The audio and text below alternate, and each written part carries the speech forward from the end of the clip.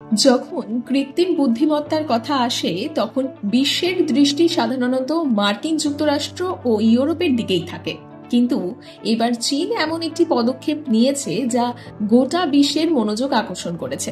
চীনের নিজস্ব AI chatbot DeepSeek বাজারে আসার সঙ্গে সঙ্গেই সেটা সাড়া ফেলে দিয়েছে। এটা শুধু প্রযুক্তি দুনিয়ায় আলোড়ন সৃষ্টি করেনি, কিন্তু বিশাল মার্কিন কোম্পানির শেয়ারকেও একেবারে ধূলিসাৎ করে দিয়েছে। কিন্তু গল্পের শুরুটা ঠিক কোথা থেকে?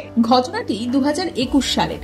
তখন মার্কিন প্রেসিডেন্ট বাইডেন চীনে মার্কিন চিপ এক্সপোর্টের উপর বিধিনিষেধ আরোপের প্রস্তুতি নিচ্ছিলেন। আর চীনে এক এলোমেলো চুলের যুবক হাজার হাজার গ্রাফিক প্রসেসর ক্রমাগত কিনে চলেছিলেন, আর কেউই তাকে বিশেষ গুরুত্ব দেয়নি। তখন চীনারাও ভাবছিলেন আমেরিকান প্রসেসর কেনা তার কেবল শখ মাত্র।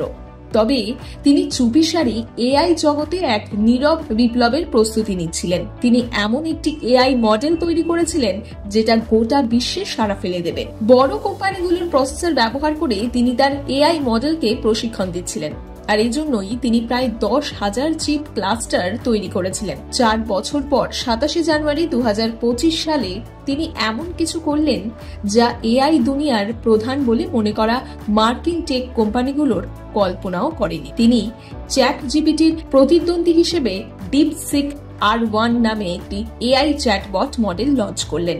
এই যুবকের নাম লিয়াং ওয়েনফেং। জেনে নিন তার পুরো গল্পটা ঠিক কি। কে এই লিয়াং ওয়েনফেং? চীনের এআই ডেভেলপার ডিপসিক তৈরি করেছেন 40 বছর বয়সী চীনা উদ্ভাবক লিয়াং ওয়েনফেং। লিয়াং ডিপসিকের প্রতিষ্ঠাতা ও সিইও।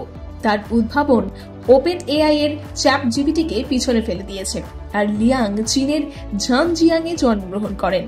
তার বাবা চীনের একটি প্রাথমিক বিশ্ববিদ্যালয়ের শিক্ষক ছিলেন। তবে লিয়াং এর প্রাথমিক পড়াশোনা ছিল খুবই সাধারণ। ছোট থেকেই তিনি পড়াশোনায় ভালো ছিলেন এবং শেখার প্রতি প্রবল আগ্রহী ছিলেন। স্কুলের শুরুর দিন থেকেই তিনি নতুন জিনিস শিখতে ভীষণ আগ্রহী ছিলেন। যে কোনো সমস্যার সমাধান খুঁজতে তিনি সর্বদা মনোযোগ দিতেন। তার মেধা তাকে সম্মানজনক প্রতিষ্ঠানগুলোতে নিয়ে গিয়েছিল। সেখান থেকে তিনি কৃত্রিম বুদ্ধিমত্তায় দক্ষতা অর্জন করেছিলেন এবং এটি তার সবচেয়ে বড় শক্তি হয়ে উঠেছিল।